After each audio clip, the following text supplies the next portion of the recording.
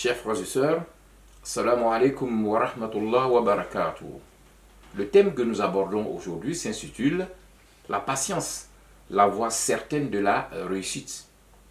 Dans un monde où tout semble emporté par le tourbillon de la vitesse et de l'instantanéité, la patience apparaît aujourd'hui comme une norme dépassée, anachronique, voire contre-productive. En Côte d'Ivoire, le jargon nous chie, il faut faire chap-chap, c'est-à-dire il faut agir vite, devient donc la règle.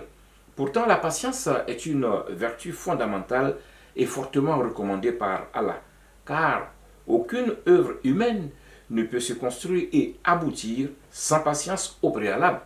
La vie conjugale, la gestion familiale, les études, l'apprentissage, l'entrepreneuriat, les belles amitiés, l'entretien des liens des saints, etc. Les conseils de vie donnés par Luqman à son fils dans le noble Coran, dans la sourate éponyme au verset 17, sont très explicites sur la question. Et je cite: Ô mon fils, accomplis la sola, commande le convenable, interdis le blâmable et endure ce qui t'arrive avec patience. Telle est la résolution à prendre dans toute entreprise. Fin de citation. En réalité, la patience est une vertu, mais surtout une disposition spirituelle qui s'acquiert par un exercice constant sur soi, sur le long terme, et qui conduit à coup sûr vers le succès. Premièrement, la patience découle de la confiance à tawakkul, que place le croyant à Allah et son espérance pour lui. À ce propos, Allah affirme au verset 48 de la sourate 33, les coalisés, je cite: et place ta confiance en Allah, et Allah suffit comme protecteur. Fin de citation. S'adressant à ses fils, Yaqub, alayhi salatu wassalam, affirme au verset 67 de la sourate 12, Youssouf, je cite: la décision n'appartient qu'à Allah.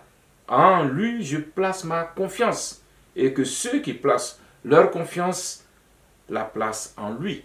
Fin de citation. Deuxièmement, faire preuve de patience, c'est décider de s'éduquer à résister aux difficultés de la vie, aux tentations et aux raccourcis sans lendemain. Pour ce faire, la pratique du jeûne constitue un moyen efficace de renforcement de cette résilience. Troisièmement, s'armer de patience est une posture qui permet d'atteindre Allah en vue de recevoir de lui. À ce propos, Allah affirme au verset 46 de la sourate 8, le butin, je cite: et soyez endurants, car Allah est avec ceux qui sont endurants. Fin de citation. En fait, avoir Allah avec soi est un parcours qui exige l'humilité et le dénuement de soi. En réalité, au moment de quitter Allah pour venir dans ce monde, l'être humain arrive dans le dénuement total.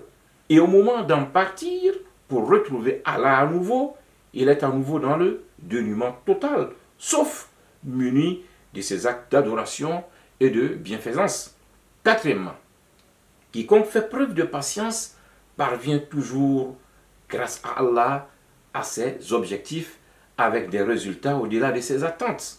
En effet, Allah dit au verset 10 de la sourate 39 à Zumar, le groupe, je cite, dit: ô mes serviteurs qui avez cru, craignez votre Seigneur. Ceux qui ici-bas font le bien auront une bonne récompense. La terre d'Allah est vaste et les endurants auront leur pleine récompense sans compter. Fin de citation.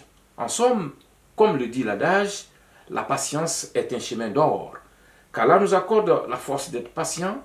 Amin. Ya Rab.